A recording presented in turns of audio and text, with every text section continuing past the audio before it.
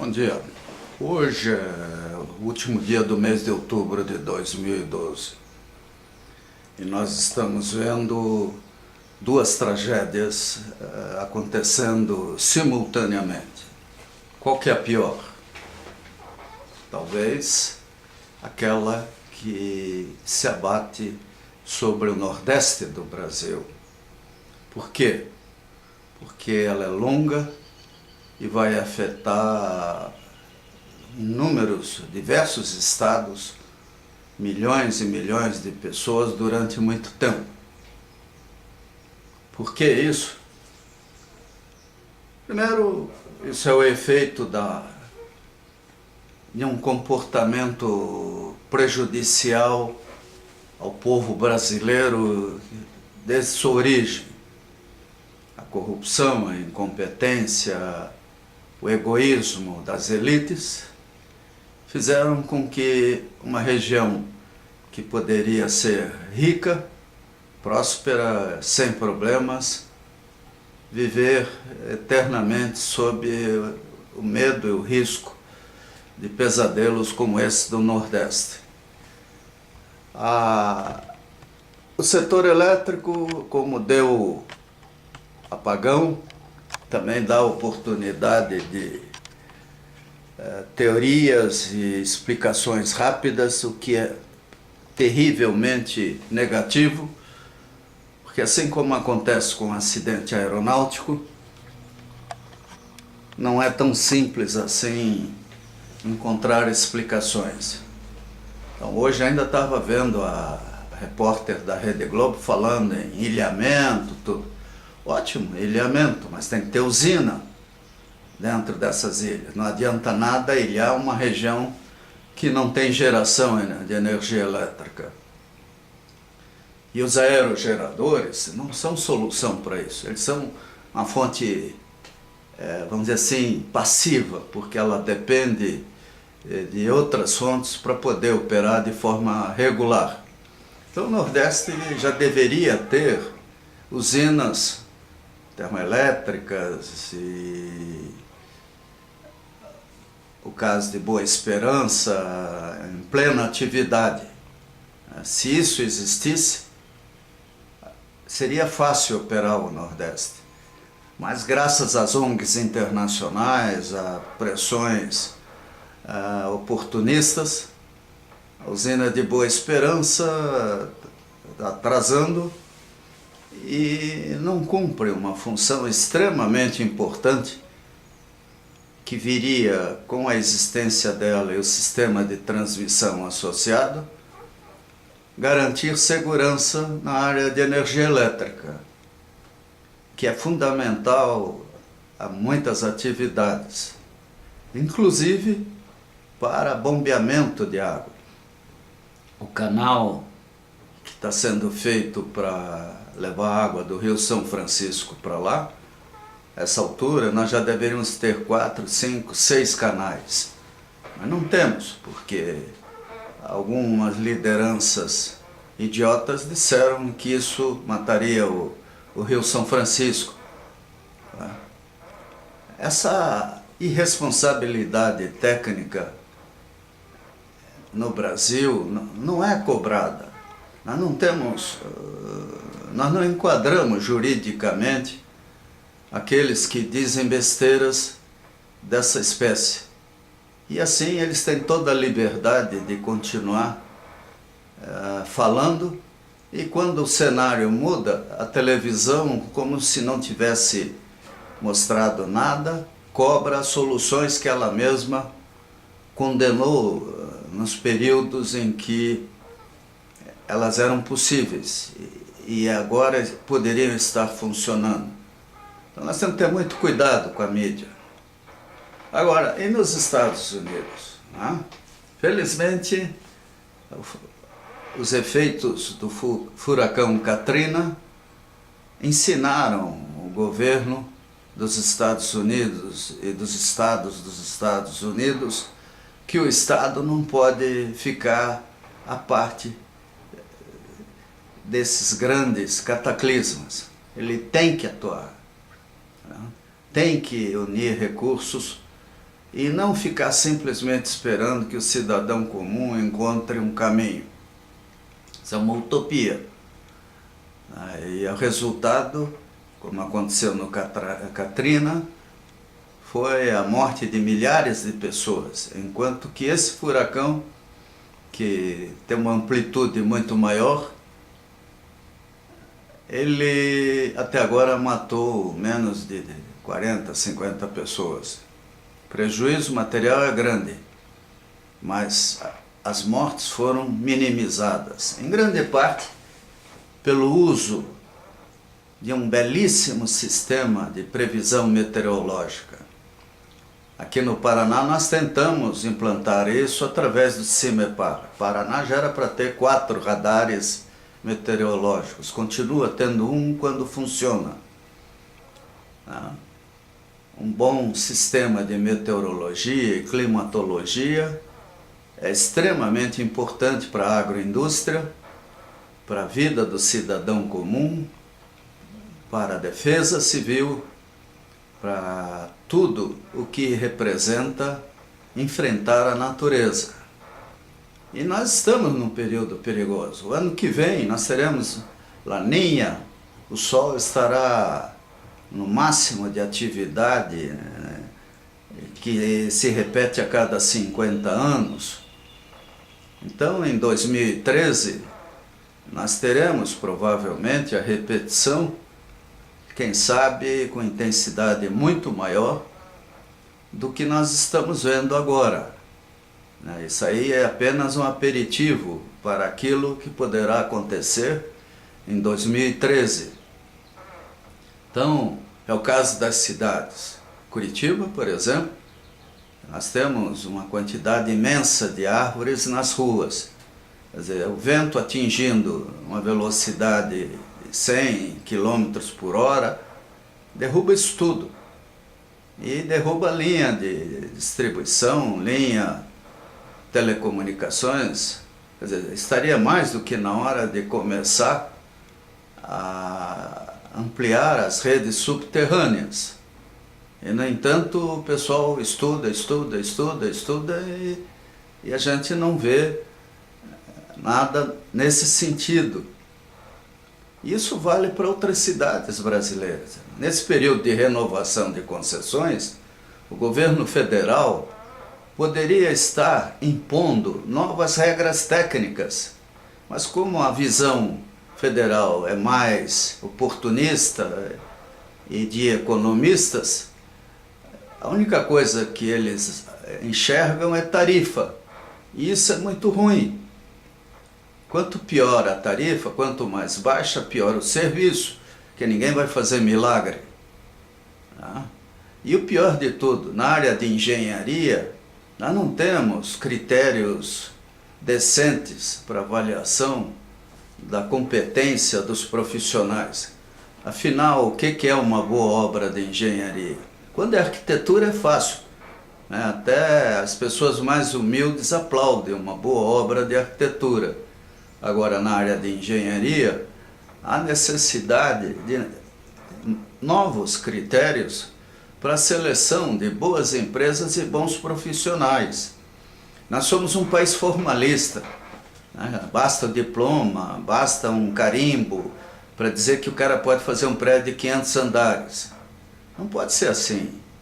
Nós temos que encontrar soluções inteligentes, o que é pouco provável diante do comportamento dos nossos congressistas e do próprio governo federal, que ainda é escravo de uma visão maniqueísta, ideológica e oportunista. Afinal, ganhar a eleição para quem está no poder é extremamente importante. Os cargos comissionados são ambicionados. E a gente chega até a descobrir cidade pequena aí com 1.000, 2.000 cargos comissionados e faltando professor, faltando creche, faltando tudo. Era bom olharem isso. Qual é o índice de cargos comissionados no governo federal, nos governos estaduais, nos governos municipais? Nós temos que conter isso para ter dinheiro, para investir naquilo que a população precisa. E no Brasil falta tudo. O que é bom porque significa que nós temos a expectativa de muito trabalho, até porque com a redução dos juros nós deixamos de transferir os nossos impostos para os especuladores e agora temos uma margem extremamente importante para melhorar o Brasil, mas é preciso competência técnica. E aí é que a gente vê a pior dificuldade. Os anos de crise as décadas de crise que nós passamos deseducaram o eleitor e o eleito. E isso tudo se reflete numa infraestrutura precária. Nos Estados Unidos, eles convivem com isso, com as dificuldades climáticas que lá são severas, como na Europa, na Ásia, né? E tem procurado soluções. O Japão é fantástico. Andando pela Europa, a gente vê o capricho das suas obras, que vão desde as calçadas até obras estruturais importantes. Na América do Norte não é diferente, excluindo talvez o México, ali a América Central. Então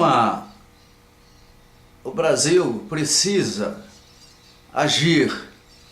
Nós não precisamos de planos de carreira e coisas assim. Nós precisamos identificar pessoas competentes, né?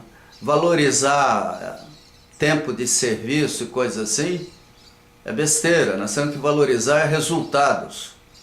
Nós precisamos de um sistema, tanto na iniciativa privada quanto pública, de meritocrática, que valorize o bom profissional. Até incomoda quando a gente vê as empresas lançando os famosos PDVs, né? Botando na rua gente com experiência, com capacidade e que conhece tudo. Posso dizer isso porque trabalhei na Copel 27 anos e vi com tristeza a empresa se desfazer de excelentes profissionais. Aí o resultado é que o engenheiro novo com 500 diplomas, um QI elevado, né, é admitido, mas não tem experiência, não conhece a empresa, não tem amor à empresa, não sabe fazer o que deve. Isso vale para o governo. Nós temos que ter na administração de áreas importantes e estratégicas pessoas com experiência, com competência, bem preparadas. Me animam as declarações do prefeito eleito de Curitiba, onde ele diz que vai valorizar acima de tudo a competência técnica. Isso é importante, porque partidos no Brasil não significam nada. Não tem eles próprios a preocupação de filiar e valorizar as melhores pessoas. O resultado é fácil de ver, é só analisar o currículo dos eleitos. Então, diante disso, o que vale é a vigilância cívica, a transparência, né? Os tribunais de conta, os ministérios públicos, tudo isso quando funcionam e tem honestidade. Nós estamos vendo um período perigoso na natureza. A humanidade vai ter que enfrentar momentos difíceis, porque há uma conjunção de fatores imprevisíveis e perigosos. independente de previsões, ou, Maia, ou sei lá o que. É simples observação dos fenômenos da Terra e do universo. Então,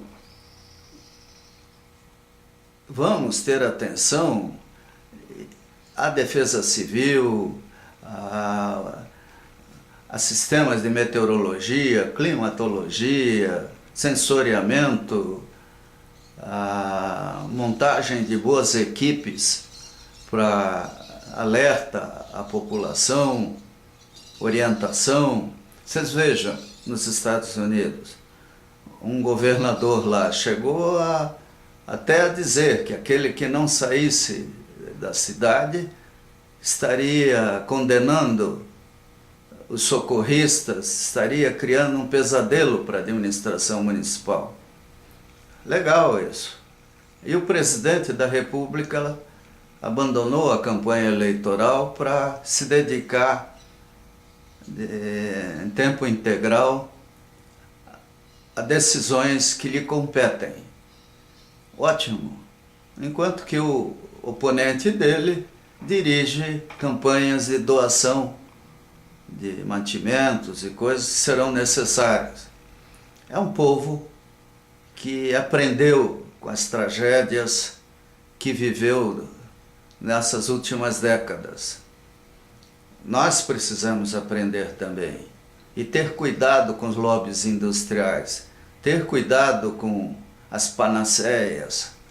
Na área de energia eu fico incomodado quando vejo reportagens, declarações que não são corretas, que são oportunistas.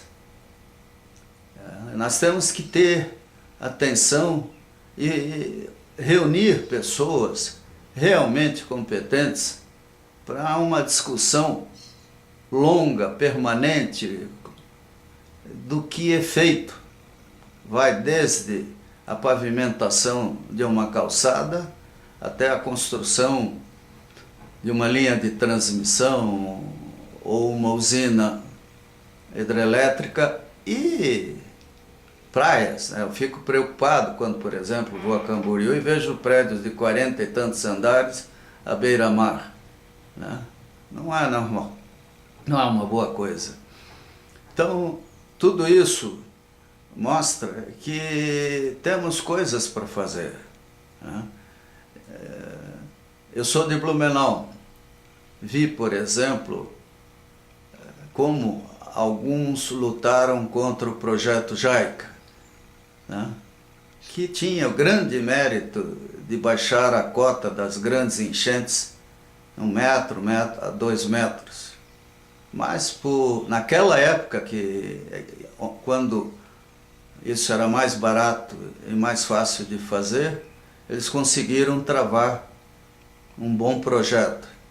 Então, desde aquela época, eu aprendi muito.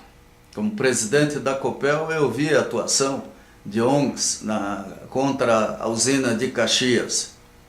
O mundo ia acabar, diziam que coisas absurdas. Tudo isso para poder depois tirar o máximo da empresa na indenização de propriedades que valiam muito pouco.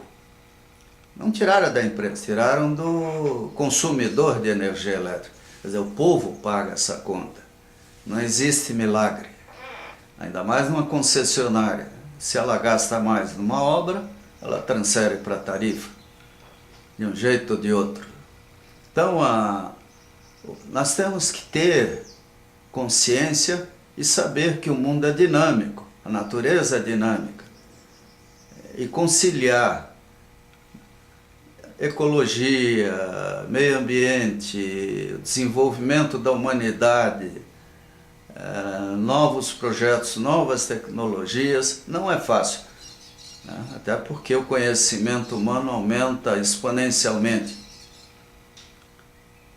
Então, teses antigas têm que ser revistas, mas também as novas precisam de uma análise crítica muito grande para que a gente não firme posições oportunistas, emocionais e, pior ainda até, às vezes, partir para soluções improvisadas, ações que, em vez de melhorar, agravam tudo o que existe. Nós pagamos caro até pela distribuição dos impostos. Dependemos demais da União. Por isso os deputados federais, os nossos senadores, precisam talvez rever comportamentos e começar a defender suas regiões, imaginando o que pode acontecer com elas nesse período que vai durar uns 2, 3 anos de perturbações climáticas graves. Ainda podemos evitar muita coisa, desde que a União, o Estado e os municípios se unam, conscientes de que precisam, acima de tudo, defender o cidadão, defender seu povo.